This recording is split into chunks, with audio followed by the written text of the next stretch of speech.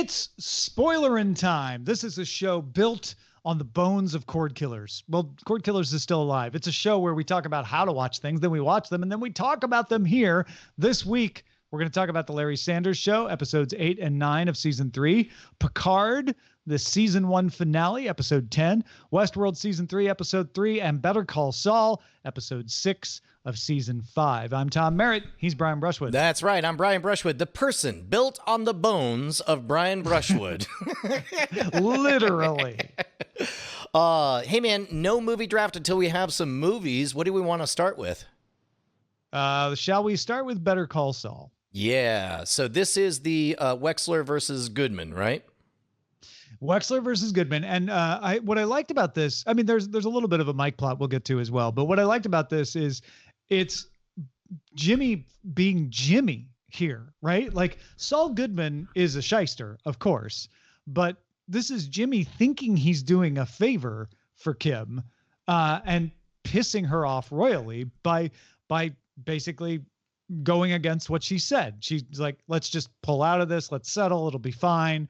And he hears, I can't be involved. So save me from this situation. Is like, oh, good. Well, I won't tell her. Then she'll have plausible deniability and we'll be able to get everything we wanted to begin with. I totally understood Jimmy McGill's reasoning in why he did what he did. And I think it's obvious why Kim was incensed. Yeah. Well, and not only that, it's already such a borderline setup that they have right now. They are on the very edge of ethics by being two people who live together, right, who are splitting up on opposite sides of these things. So weirdly, I mean, as you mentioned, I also get Jimmy's opinion where he's like, the only way we get screwed on this is if it looks like either of us pulled our punches or knew what the other one was up to. So I have to play. Like, weirdly, I think Jimmy was the ethical one by going hard and representing his client to the best of his ability, using everything that he had. Now, granted, he had access to, I believe it was Kim that noticed the picture bore a resemblance, but and his methods were illegal. Which parts? The blackmail and the slander. Well, man, that all sounds to me like that lawyer dance, because apparently he was just they imagining deal with the a laws. world, right?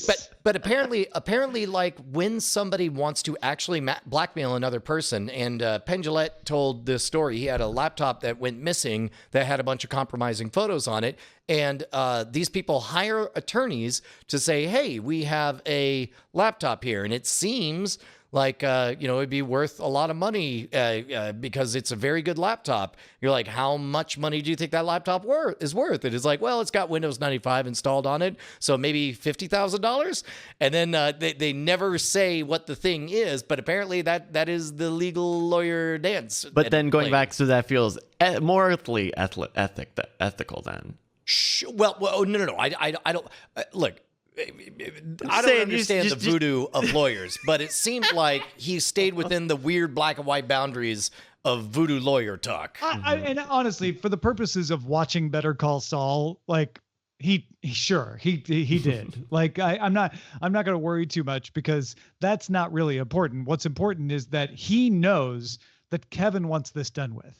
And so I don't think he's worried about it, to be honest. I think he's more about like, hey, I just need to dance this line long enough and Kevin will give in. And he did.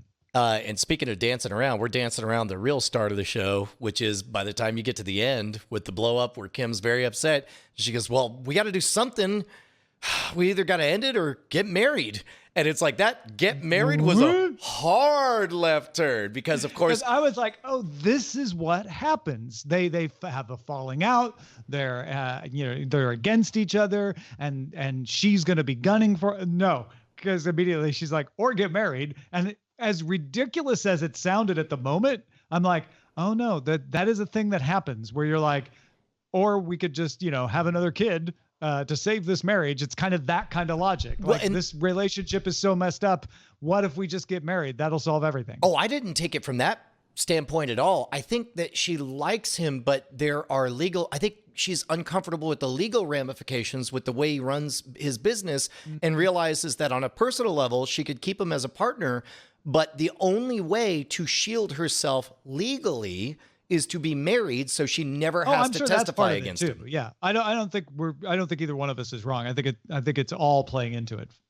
Yeah, but Because how would Kim Wexler not be thinking about that? You're absolutely right. Yeah, but I think I read that moment as you're gonna only increasingly Saul Goodman from here. The only way we could stay together is if I am shielded from Saul Goodman, and I ain't even gonna stop you from Saul Goodmaning because that's apparently part of the person that I fell in love with. Saul gonna Saul. Yeah, exactly, and the good's gonna good, man.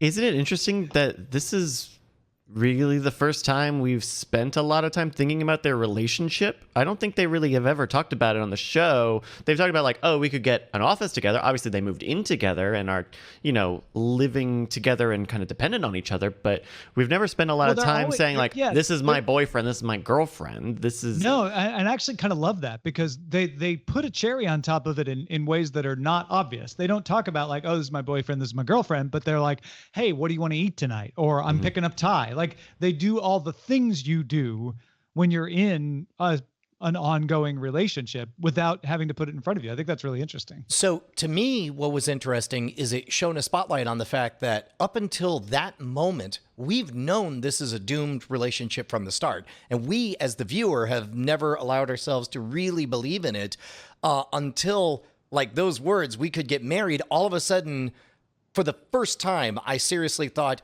oh, they don't break up. She dies. Or some version of that. Yeah. Like, what if they truly do have the storybook fall in love forever moment, and he's just a broken man once she dies? And well, they're not married yet, so there's still hope. But I just got goosebumps thinking about that. I want. Yeah, no, you're right.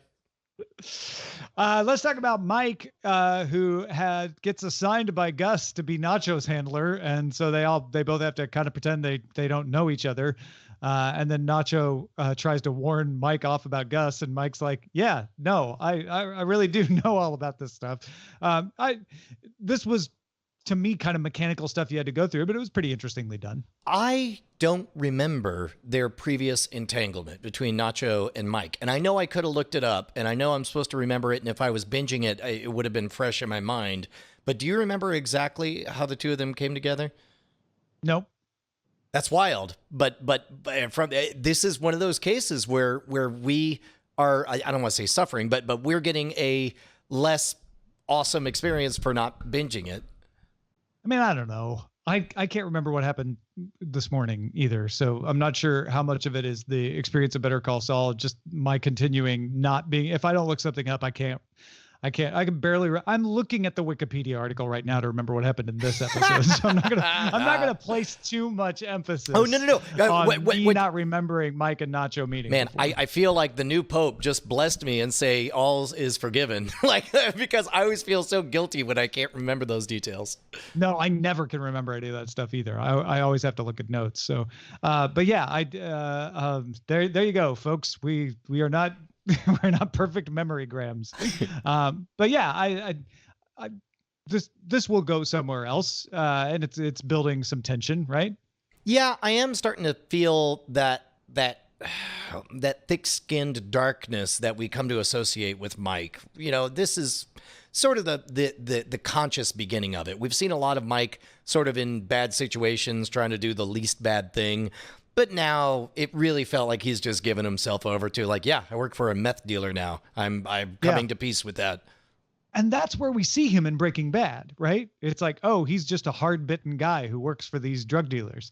And so it was interesting to watch him be like, no, he's a cop. He's a good guy. How did he end up there? And I'm buying how he ended up there. Yeah, he seems fairly well broken, and as long as his granddaughter and stepdaughter, or daughter-in-law get money, then he's like, I'm gone, I'm damned. Who cares?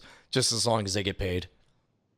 What we're not considering enough here, and I'm going to be considering it as I say it out loud. I forgot the cold open, which shows young Kim, waiting for her mom showing up to pick her up late, drunk, and Kim refuses to get in the car with her and decides to walk home, and her mom's yelling at her. Yeah, I think that was meant to show us that Kim is somebody of uncompromising character, which again would make sense why she would say we have to get married, because ethically I can't be in a position where I have to lie for you. Well, also it just shows that she will take care of herself, right? And always has. And it's not about ethics; it's about keeping herself out of danger. Yeah. Although because she wasn't morally objecting to her mom driving drunk. She was like, "No, I'm not getting out of that car because we might die." That's interesting. The big star of the show for that opening cold open was remember when people used to just wait for people when you would agree to meet at a certain time and place, and they either would or would not be on time, or possibly not show up, and you'd have to walk to a payphone or something.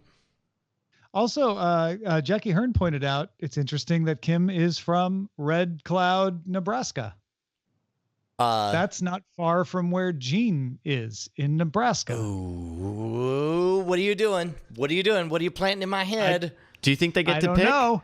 Because in El Camino, Jesse Pinkman got to pick. Walter White maybe didn't. He picked it on purpose. Ooh. Those rascally kids. We shall see. We shall see. Anything else on Better Call Saul? Nope. It was a very, very good episode. Bryce, you were giddy about this one. Was there any aspect that we didn't cover? No, I think that was it. All of the Kim stuff in Let's Get Married was just like was a huge bombshell, because now we are going to talk about what the Jim and Kim, or the Jimmy and Kim relationship looks like. There was one thing that struck me as dumb from a production standpoint. Also, the opening bit with the ad has, I forget his name, but he was one of the guys on Mr. Show, the really tall guy. It was fun to see two Mr. Show alumni back to back on there, but also he makes Jimmy makes a big deal about how he needs these epic, expensive, wide sweeping shots. And it's like, for what? For the cartoon show that you ended up like what was his original vision that required 13 location shoots and going out? Like he was going to recreate. He was going to recreate that ad. He was one of the exact ad shot for shot. Yeah. But to say what, or I guess to just say, make it feel like it's there. Yeah. Have you been injured? But then he does a used car crazy commercial. I don't know. Did we talk about the boardroom scene? Did we talk about the actual moment when he shows them the ads and it's just pandemonium? I thought that was a great bit of chaos we don't get a lot of in the Jimmy stuff, in the lawyer stuff.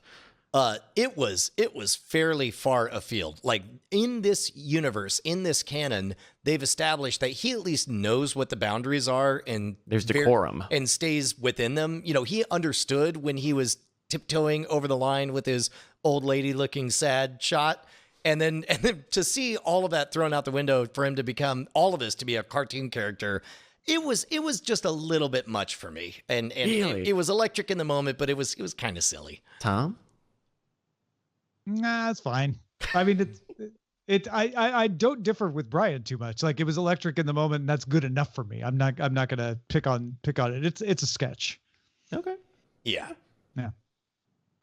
All right, let's move on to Westworld, wherein Jesse Pinkman and Dolores get to hang out a little more and get to know each other. And he kind of becomes, I don't know, is he not the first human to ever help them, but he certainly seems to be like the most important human that Dolores has ever recruited, because she seems to want to include him in the circle, not just use him for something. Then I may be being naive. I don't know.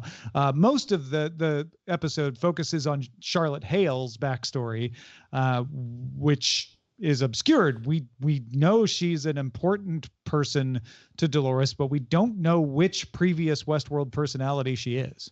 Yeah. And I didn't mind that. I mean, they did a pretty good job of making it very, very clear. So it's like, you're not, like, am I supposed to know? It's like, you're very clearly not supposed to know.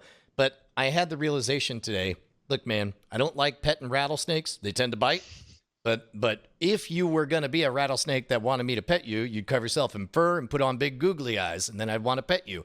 Likewise, if you're Westworld and you want me to care and get into it, if you asked me to write a prescription going from season 2 to season 3, First, I'd say get rid of 95% of all the characters in the show. Give me just 5 characters, each with a strong, different compass going in a different direction. Make it very clear what each of them want. Do multiple episodes to let me actually believe that you're not messing with me and everything's all made of rubber. And then take it out of Westworld and build an interesting outside world. Guess what show has done all of those things? Westworld season 3? A little bit.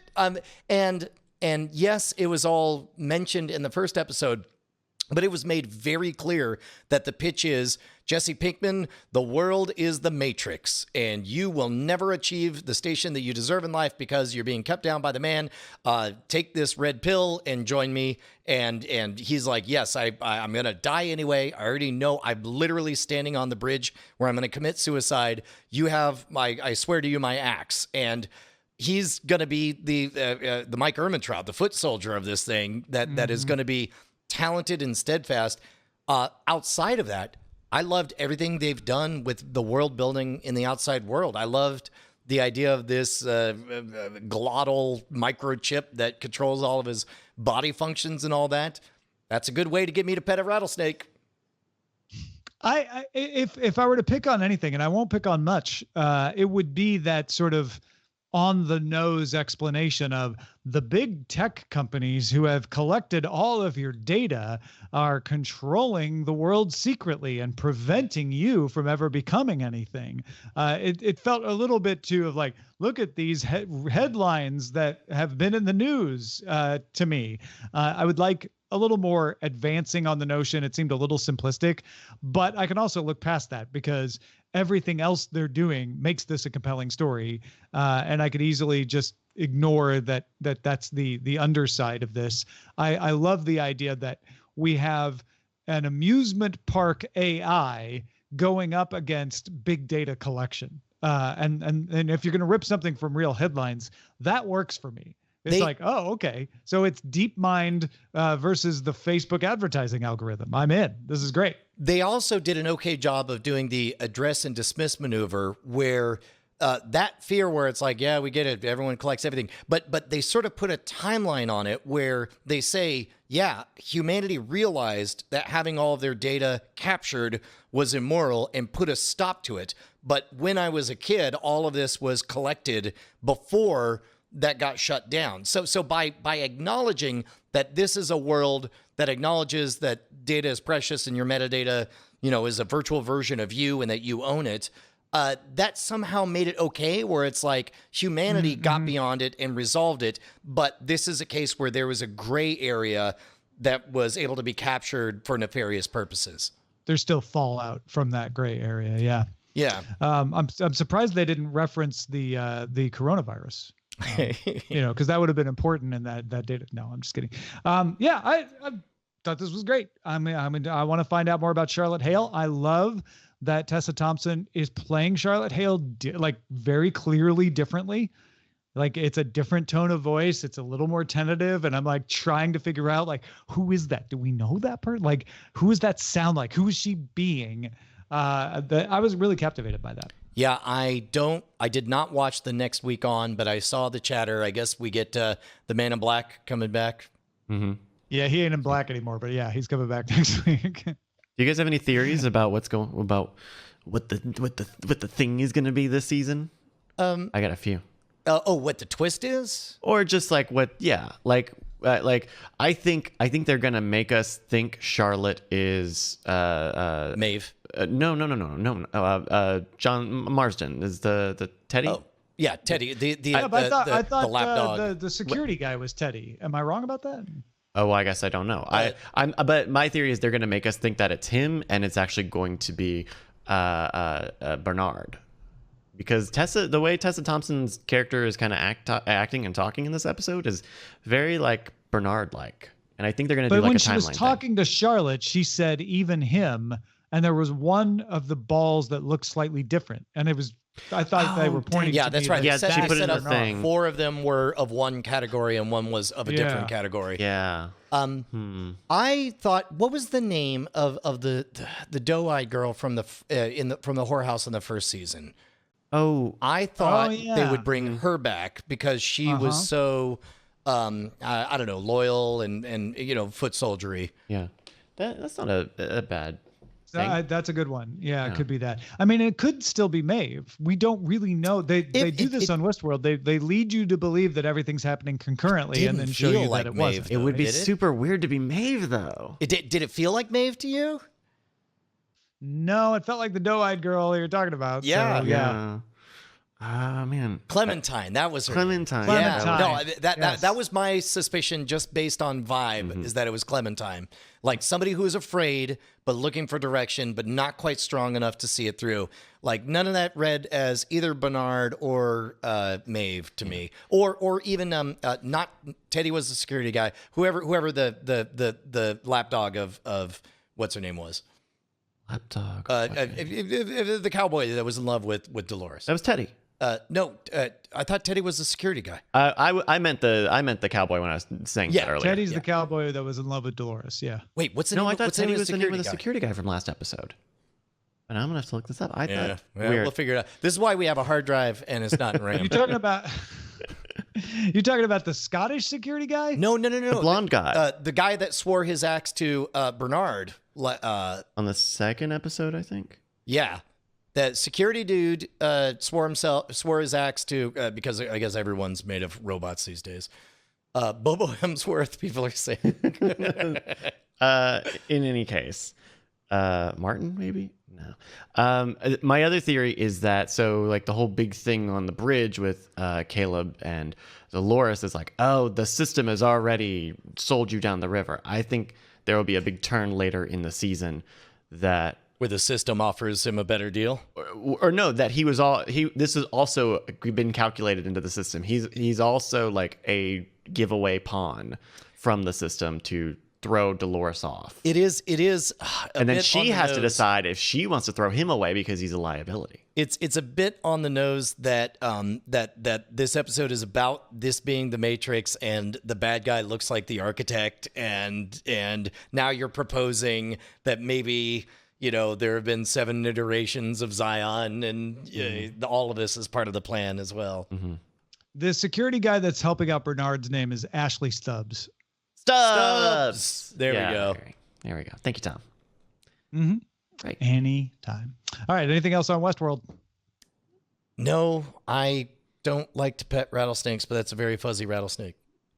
It's so comfy to pet that rattlesnake. We'll see if it turns and bites you next week. All right. Let's talk about Picard, the series 1 finale. So close, Brian. I was just waiting for him to go right into a ship. And instead they just put him in another body. To be honest, I was fairly disappointed. I mean, not only because I was wrong, but also because it feels like such a step backwards. It's like, let's take Picard, give him an interesting time bomb to carry, and then let's end the season with him just in a more perfect body and no time bomb. To what benefit? I don't know. The story of Picard, to me, is here is a man whose major demon was being modified against his permission to become a cyborg that he did not control. It haunted him throughout his entire lifeline. And yet he decided to fight for synths and try to get them reaccepted because of his love of data, even though he could have easily hated synths because of the trauma he went through when he was half one himself. In the end, he died trying to protect those synths and in fact became one, and therefore able to bridge the gap between not only his humanity, his past torment, but also the Federation's skepticism and fear of synths, and bring a great resolution to a 10-episode long TNG episode.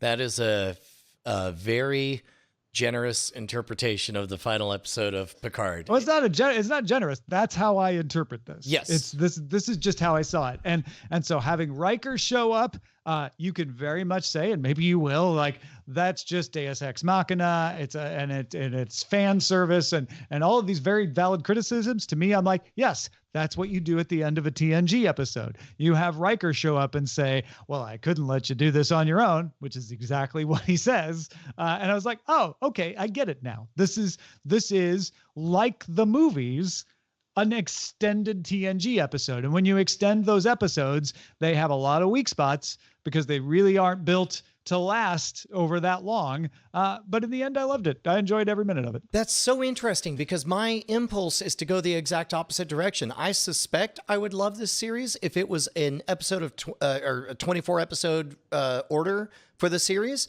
I think that the whole trying to deconstruct Rios by breaking down, interrogating his holograms should have been an hour-long episode. I think all, but the problem is in a 45-minute format, to go from everything's fine to the universe is in peril to back to everything's fine to back to random character shows up in a universe where every 15 minutes anyone can be alive and anyone can be dead and anyone can be a robot and anyone can be a human makes it's playing a video game in God mode.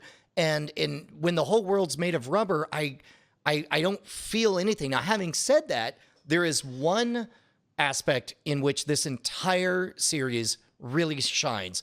It is every moment of schmaltz between Data and Picard. And it's truly extraordinary that Brent Spiner could be so compelling as Data and so awful as Soong. Like so uninteresting and one-dimensional and hollow.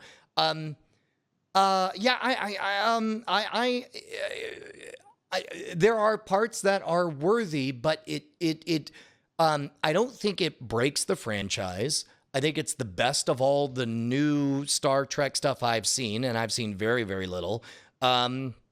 It just felt made of rubber in a way that the Next Generation did not to me. All right. Anything else from you, Bryce? I have not seen a frame of Picard. Oh, right. I'm sorry. I forgot that you hadn't seen it. Well, now you know what happens in episode 10. I feel like I don't. Wait.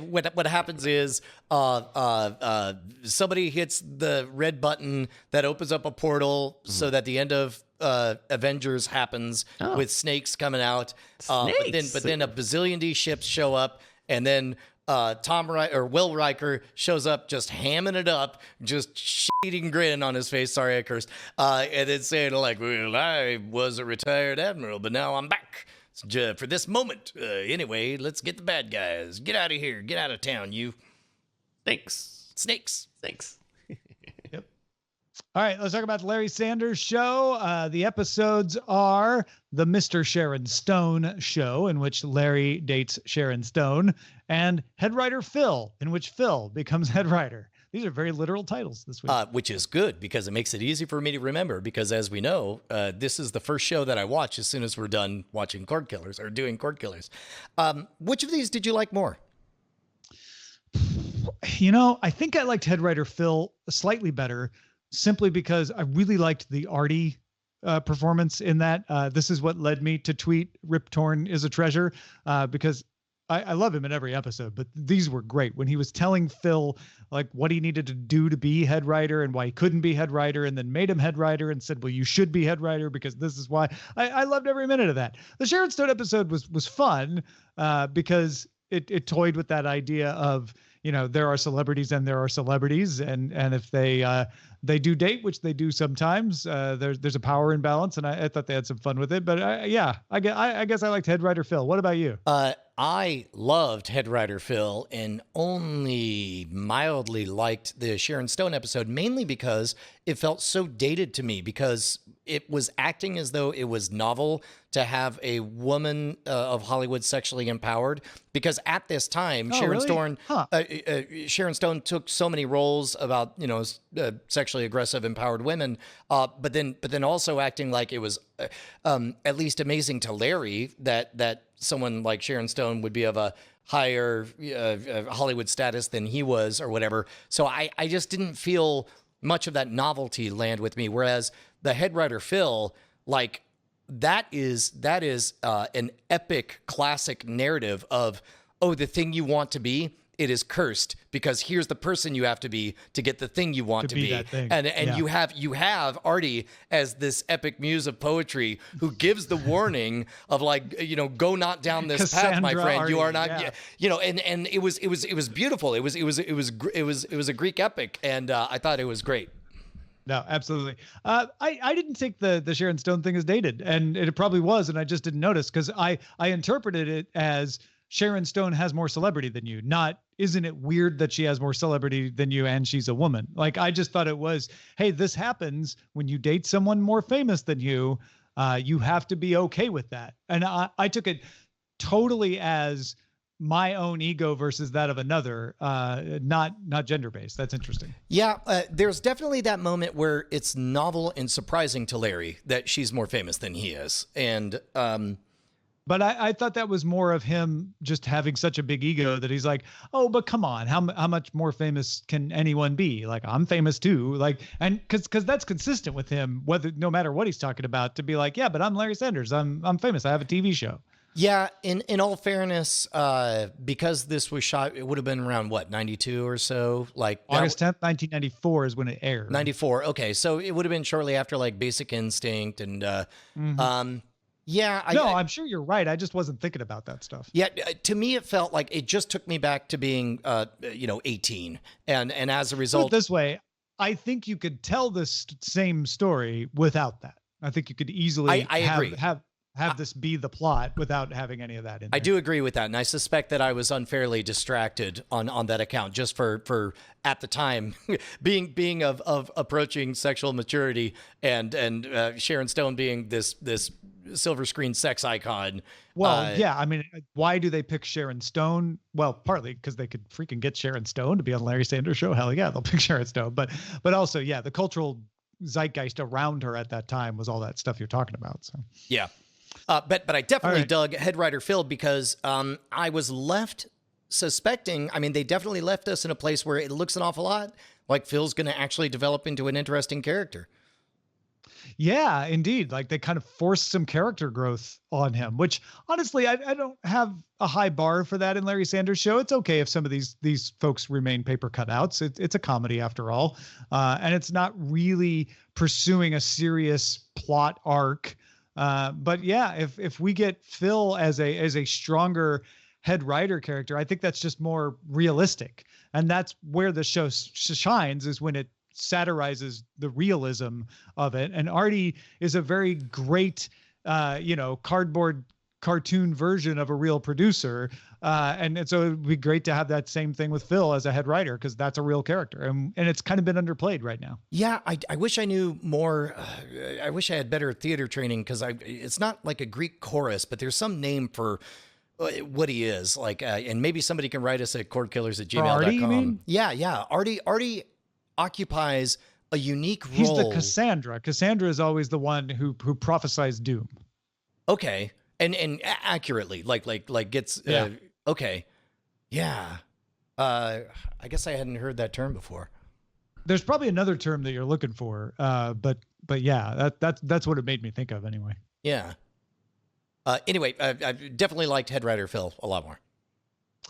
All right, folks, we definitely like you a lot more than even Head Writer Phil, because you support us, patreon.com/Cordkillers. You get these shows a little bit earlier because of that, and you get After Talk, where we tell the real secrets of what we think. You only get that as a patron. Thank you for supporting us. We'll spoil you again next time.